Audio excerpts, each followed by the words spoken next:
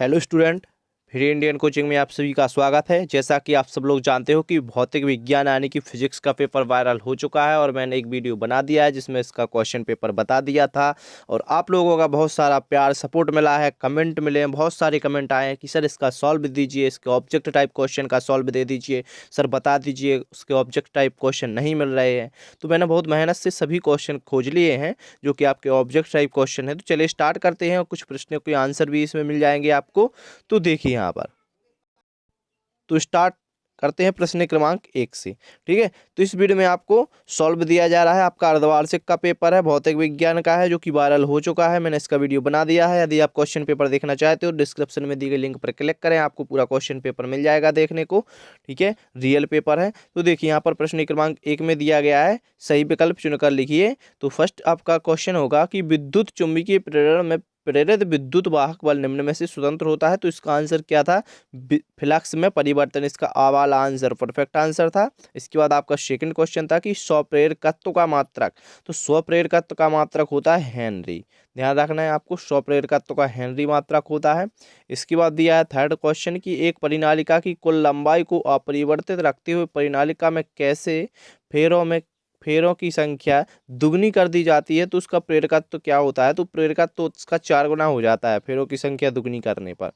इसके बाद है फोर्थ कि चुंबकीय फ्लक्स का ऐसा मात्रक है। तो चुंबकीय फ्लक्स का ऐसा मात्रक वेबर होता है, ध्यान रखना है आपको। इसके बाद आपका पांचवा है कि भंवर धाराओं का उपयोग किया जाता है।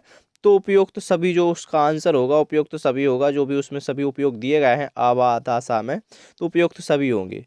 ठीक है, इसके बाद देखिए यहाँ पर, तो यहाँ पर दिया गया है कि दो कुंडलियों के बीच अन्योन्य प्रेरकत्व द्वितीय कुंडली में प्रेरित विद्युत वाहक बल के बराबर होता है, जबकि प्राथमिक कुंडली में धारा 1 एम्पियर नियत रखी जाती है। तो इसका आंसर ए वाला सही था कि 1 एम्पियर पर नियत रखी जाती है। ठीक है, इसके बाद बढ़ते हैं, अगला क्वेश्चन देख लेते हैं। तो यहाँ पर दिया गया है कि एक संधारित्र अपने में से गुजर जाने देता है एसी, केवल एसी और एसी परिपथ को गुजरने देता है। ठीक है, बावाला इसका आंसर सही था।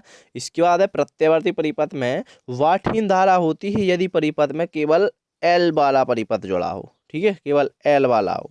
इसके बाद है प्रतिघात का मात्रक है, तो ओम इसका मात्रक होता है। इसके बाद है कि परिपथ की अनुनादी आवृत्ति होती है। तो इसका आ वाला आंसर सही है, 1/2 पाई रूट के अंदर एल सी। ठीक है, इसके बाद बढ़ते हैं आगे। तो दिया है ट्रांसफार्मर के क्रोट को निम्न प्रकार से कम करने के लिए पटलित किया जाता है। तो भंवर धाराओं को कम करने के लिए। इसके बाद है कि तुरंत आवेश उत्पन्न करता है। तो तुरंत आवेश केवल चुंबकीय क्षेत्र को उत्पन्न करता है। इसके बाद है कि विस्थापन द्वारा निम्न में से उत्पन्न होती है। तो इसका आंसर है भाई, आप कमेंट बॉक्स में बताइएगा। ठीक है, इसमें थोड़ा मुझे डाउट है तो आप कमेंट में बता सकते हो। इसके बाद देखिए, निम्न में से किसकी आवृत्ति सबसे कम है? तो आपकी जो गामा किरणें होती हैं, ठीक है, तो गामा किरणों की आवृत्ति होती है सबसे कम। ठीक है, इसके बाद है निम्न में से कौन सा विद्युत चुंबकीय तरंग नहीं है? तो ध्वनि तरंग उसमें दिया गया है ऑप्शन में सा में। तो ध्वनि तरंगे हैं जो वो विद्युत चुंबकीय तरंगे नहीं है।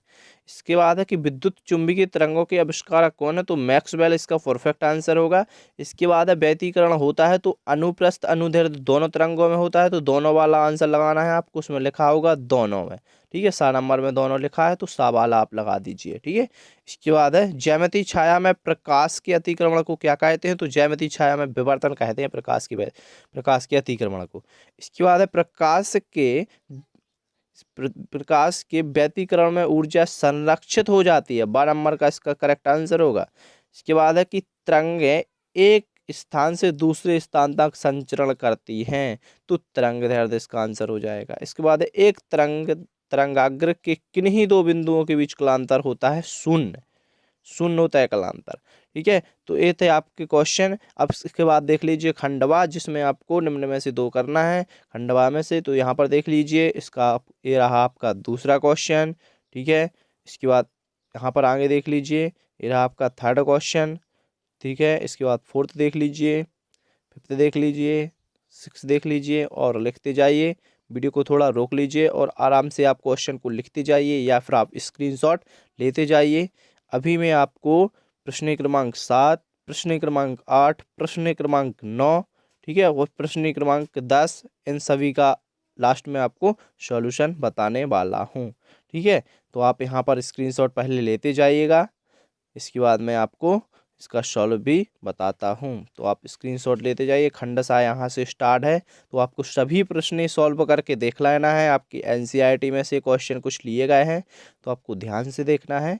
और बाकी क्वेश्चन तो सरल आए हैं, थोड़ा सा पेपर टफ हो गया है, तो आप देख लेना थोड़ी अच्छे से।